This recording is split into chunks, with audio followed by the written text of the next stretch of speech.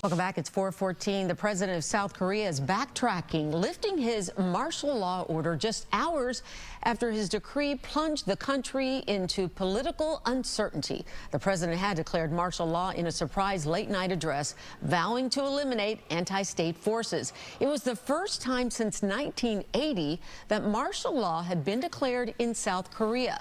North Central College political science professor Stephen Caliendo joining us now in the studio to discuss this even further. Thanks for coming in. Always good to have you. Okay, so what's going on there? Why was martial law declared in the first place? It's been a wild couple of hours, right? I mean, think about it. It's 7 o'clock in Seoul right now. People are just starting to wake up for their day, and right before they went to bed is when they got this news.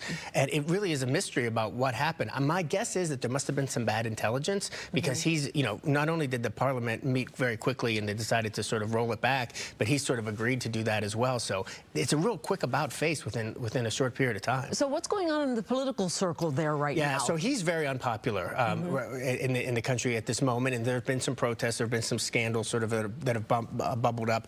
But this really stems with the relationship with North Korea and the decision of the North Koreans to sort of continue to escalate rhetoric about South Korea.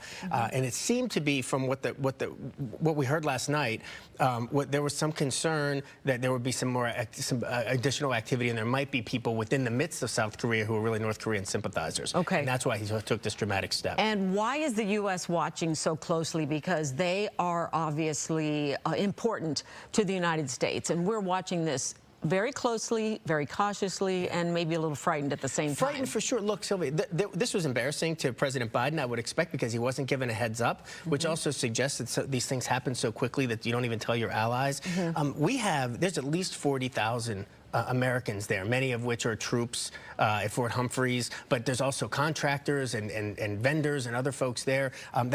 Fort Humphreys is our largest U.S. base overseas, and so our presence in the area is there to prevent aggression from North Korea and also to continue to monitor what happens in China. So what's the concern now that this martial law has been rescinded?